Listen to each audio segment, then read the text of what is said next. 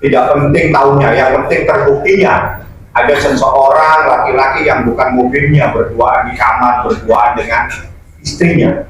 Itu yang terpenting, bukan harinya. Yang jelas lebih dari satu kali. Kalau lebih dari satu kali pasti banyak bahasa. Artinya istri yang durhaka kepada seorang suami, istri yang melakukan hal-hal tanpa sepengetahuan suami itu namanya. Bukti adanya perselingkuhan, terbukti anak itu dalam keadaan trauma, dan terbukti semua apa yang selama ini ada di dalam proses persidangan. Satu hal, anak pun tidak boleh dipaksa, walaupun ada putusan seperti ini, tidak boleh anak itu dipaksa-paksa untuk kesana dan kemari, karena anak itu bukan objek dari persoalan, tapi dia subjek hukum yang mempunyai hak, yang melekat, yang dilindungi oleh undang-undang, dilindungi oleh hak asasi manusia. Belum, tidak pernah memperkarakan akta bunuh diri. Dari awal perkara ini hanya murni adalah perceraian, murni adanya perselingkuhan, dan itu pun sudah terbukti di persidangan. Dan juga hak asuh anak. Terbukti berdasarkan keterangan ahli, anak itu trauma kepada ibunya. Seperti itu. Aneh apabila seorang anak takut dengan orang tuanya, itu aneh. Jadi ada apa itulah yang terjadi pada proses persidangan yang memakan waktu cukup panjang dengan kejadian saya lihat saksi terbuktinya itu 88, saksinya itu cukup banyak di sini. Jadi saya akan coba baca satu-satu keterangan saksinya, bukan keterangan ya. Itulah suratnya aja itu P-nya dari P sampai P berapa?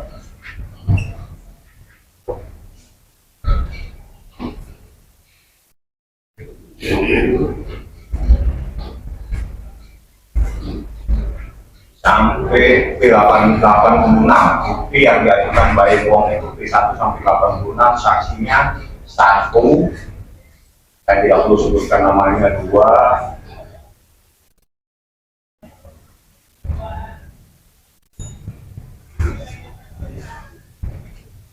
3, 4, 5, 6,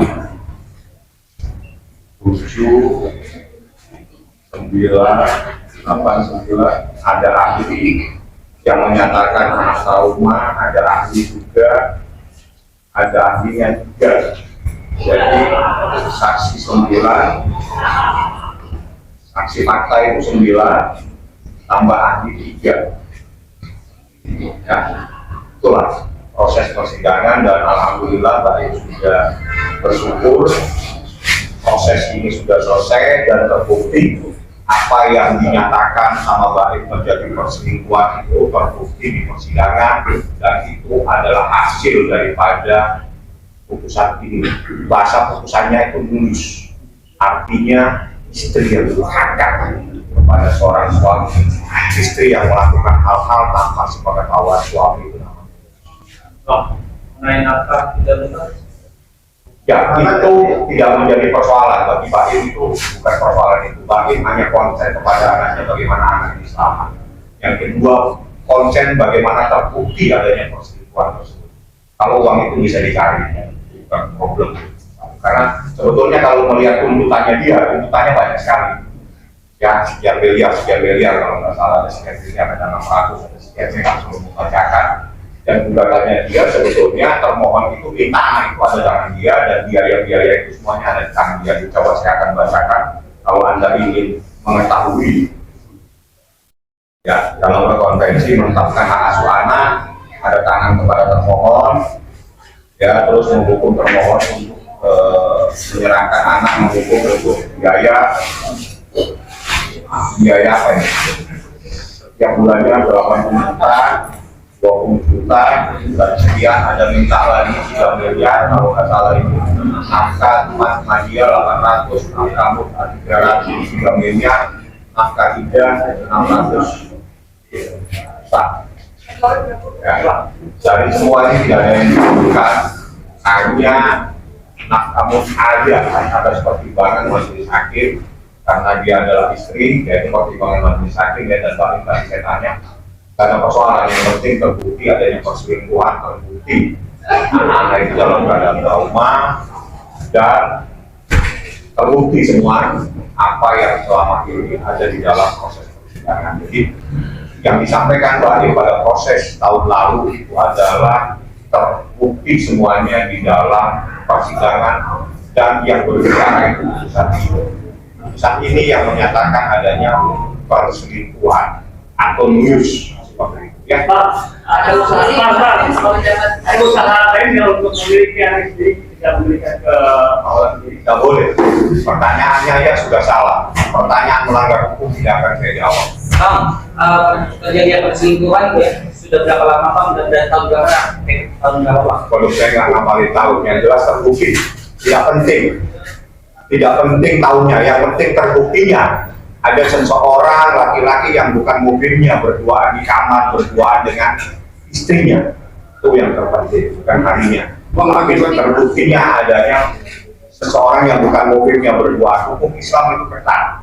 Seorang istri itu nggak boleh berduaan dengan laki-laki yang bukan mobilnya. Itu titik. Itu terjadi berapa kali Bang? Yang jelas lebih dari satu kali. Kalau lebih dari satu kali pasti banyak bahasa.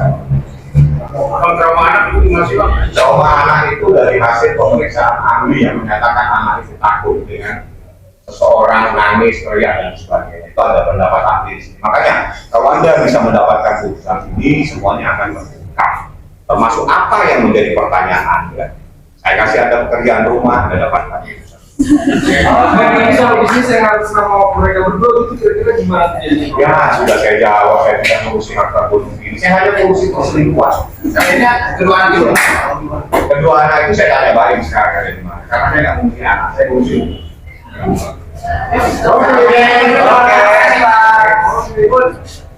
Iya, anak itu harus dijadikan subjek bagaimana anak itu mau kepada kita, bukan dipaksa dieksekusi dan sebagainya. Tapi bener ya Bang, bahwa kan berita yang beredar di bawah itu kan ada yang masalah kan segala macam. Anda sudah tanya dan jawab sendiri. Terima kasih. Jadi lebih ke lain kan Bang ya? Anak kedua anak tersebut lebih ke baik ketimbang ke Selama ini seperti itu. Anaknya seperti itu. Makanya ini pembelajaran. Jadi di saat anak tidak mau sama kita, jangan anak itu dipaksa. Anak itu disayang. Bagaimana supaya mau? Bang, tadi ada yang kelewat soal keuangan, tadi sempat Nggak pusing baik sama keuangan. Bagi Pak ini bukan persoalan yang penting. Apa yang menjadi sakit hatinya, apa yang menjadi dia sakit, itu semuanya sudah terjawab di dalam persidangan dan semuanya ada dalam putusan ini bahwa apa yang selama ini diketahui bahwa benar bahwa ada seseorang laki-laki yang bukan mobilnya berduaan dengan. tapi di isi putusan Bunyi putusan ada terkait penyalahgunaan keuangan. salah satunya itu adalah news. Jadi putusan ini bunyinya banyak. Saya hanya ambil intisarinya biar mudah. Yaitu salah satunya anak trauma, salah satunya modus itu adalah kriya pusaka, termasuk adanya masalah seseorang yang bukan mobilnya berduaan di kamar dan seterusnya. Jadi kalau saya bacain setebal ini kan tidak menjadi berita, nanti jadi menjadi buku. Tapi kalau menjadi berita itu saya kasih intisarinya saja. Oke, Bang, Anda trauma dan melakukan pemaksaan seperti apa sih Bang emang yang dilakukan Ya kalau Anda sendiri? tanya sama ahli anak tidak boleh. Tapi saya kan ahli hukum. Yang jelas yang begitu pun bisa melanggar hukum. Ingat ya, kita semua ini menjadi pembelajaran. Kalau terjadi sesuatu terhadap anak kita, bukan orang tuanya tidak bisa melaporkan, orang tuanya juga bisa melaporkan. Apabila terjadi sesuatu terhadap anak tersebut dan ada hukum. Jadi perlakukan anak itu dengan kasih sayang. Kalau memang dia itu masih tidak mau dengan kita, dirayu anak tersebut supaya mau kepada kita.